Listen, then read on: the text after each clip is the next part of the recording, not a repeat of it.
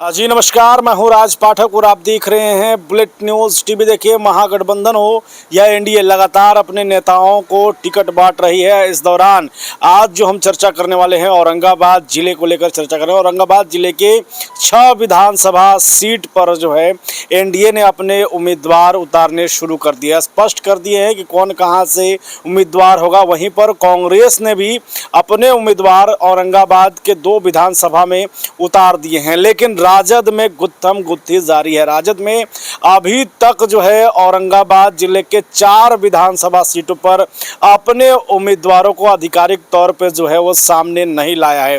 इसको लेकर के वो तमाम राजद के कार्यकर्ताओं में अलग अलग नामों की चर्चाएं तेज हैं।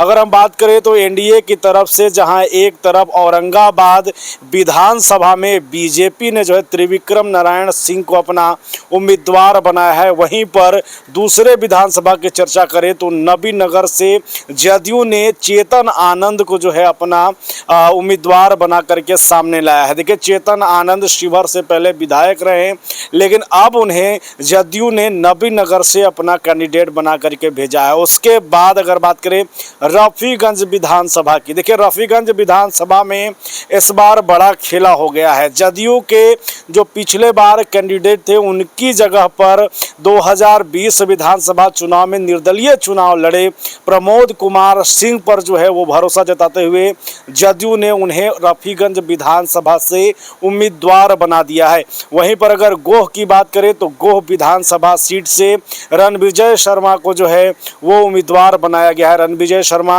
आरएलएम के एक प्रमुख कार्यकर्ता के तौर पर थे, लेकिन जिस तरीके से उनका नाम बीजेपी से चल रहा था और बीजेपी में शामिल हुए, उसके बाद बीजेपी ने भी स्पष्ट तौर पर उन्हें उम्मीदवार भाजपा का बनाया है। वहीं पर पूर्व विधायक और पूर्व प्रत्याशी मनोज शर्मा को अरवल से बीजेपी ने चुनावी मैदान में उतारा है। मतलब बीजेपी ने औरंगाबाद जिले में कहिए कि जिस तरीके से तमाम चीज़ें चल रही थी उस पर लोगों की, कार्यकर्ताओं की भावनाओं को देखते हुए आरएलएम के नेता को अपने साथ जोड़ती है, यानी रणविजय सिंह को जोड़ती है और उसके बाद उन्हें अपना उम्मीदवार बनाती है। अगर बात करें ओबरा विधानसभा सीट की तो ओबरा विधानसभा सीट पर प्रकाश चंद्रा, जो कि लोजपा के नेता थे, कद्दावर नेता थे, उनको एक बार फिर उम्मीदवार बनाया गया है। 2020 में प्रकाश चंद्रा 2020 में लोजपा से ही चुनाव लड़े थे, दूसरे नंबर पर रहे थे, लेकिन इस बार लोजपा के खाते में एनडीए से यह सीट गया और लोजपा ने एक बार फिर से प्रकाश चंद्रा पर अपना भरोसा जताया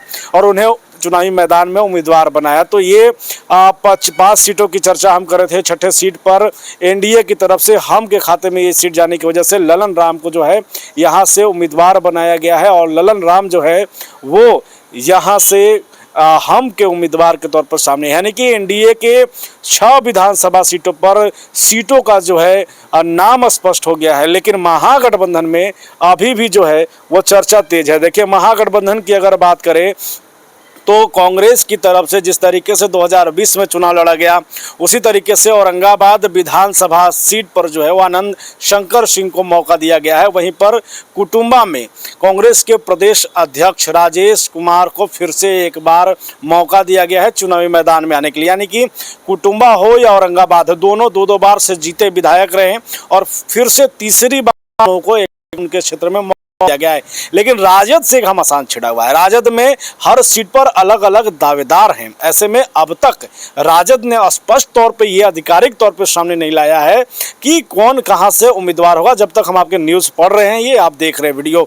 देखिए, रफीगंज की बात करें तो मोहम्मद निहालुद्दीन को लेकर के नाम की चर्चा तेज है। लोग यह भी मान रहे हैं कि निहालुद्दीन ही जो हैं पूर्व विधायक, यानी कि रफीगंज के जो विधायक है वही उम्मीदवार होंगे। लेकिन रफीगंज में शंकर यादवेंदु से लेकर के कई नेता हैं जो अभी भी अपनी दावेदारी बनाए हुए हैं, उस रेस में हैं और लगातार जिस तरीके से क्षेत्र से निहालुद्दीन को लेकर के चर्चा तेज है, या यूँ कहें कि कुछ लोगों ने विरोध जो किया, उसके बाद से राजद के तरफ से इस नाम की चर्चा है कि वहाँ पर परिवर्तन भी किया जाए। परिवर्तन में कौन होगा ये तो देखने वाला होगा कि स्पष्ट तौर पे जब आधिकारिक घोषणा होगी तो क्या होगा। लेकिन अगर बात करने जाए आपको गोह विधानसभा सीट पर, तो गोह में भीम यादव थे, उनके नाम की ही चर्चा है कि वो दोबारा से उनको मौका मिल सकता है। लेकिन रणविजय सिंह के बीजेपी से आने के बाद से लड़ाई टफ हो गया है। ऐसे में पार्टी भीम यादव फिर से एक बार भरोसा करेगी या फिर वहाँ भी बदलाव होगा, ये देखने वाला विषय बनेगा। ओबरा में ऋषि यादव और उनकी पत्नी का नाम चल रहा है कि ऋषि यादव को मौका मिल सकता है एक बार फिर से। लेकिन ओबरा में प्रकाश चंद्रा के चुनावी मैदान में आने के बाद से वो भी सीट जो है अपने आप में मजबूत हो गया है और राजद के लिए एक चैलेंजिंग सीट बन गया है कि ओबरा में किसी तरीके से इसे जीतना है, क्योंकि अब आमने सामने की लड़ाई वहां पर दिख रही है। अगर बात करें नबीनगर विधानसभा किसी, तो नबीनगर में डब्लू सिंह जो कि विधायक रहे हैं, उनके नाम की चर्चा तेज है और लगभग माना जा रहा है कि डब्लू सिंह का नाम फाइनल है। लेकिन वहाँ भी दावेदारी है और कहीं ना कहीं चेतन आनंद के आने के बाद डब्लू सिंह को लेकर के एक टक्कर देने की बात सामने है। इसलिए बाकी के जो वोट समीकरण है उस पर भी राजद विचार कर रही है कि बाकी के समीकरण को अपने साथ कैसे जोड़ना है। तो जब तक राजद का ये सीटें समीकरण और सीटों पर ये जो गुत्थम गुत्थी मचा हुआ है, तब तक तमाम कार्यकर्ता जो हैं अपने अपने नेताओं को लेकर के उत्साहित हैं और टिकट की दावेदारी पर सभी लोग जमे हुए हैं। आप बताइए कि औरंगाबाद विधानसभा में महागठबंधन की तरफ से 2020 की तरह ही प्रत्याशियों को उतारा जाए या उसमें बदलाव करने की ज़रूरत है। लगातार बने रहिए, देखते रहिए बुलेट न्यूज़ टीवी।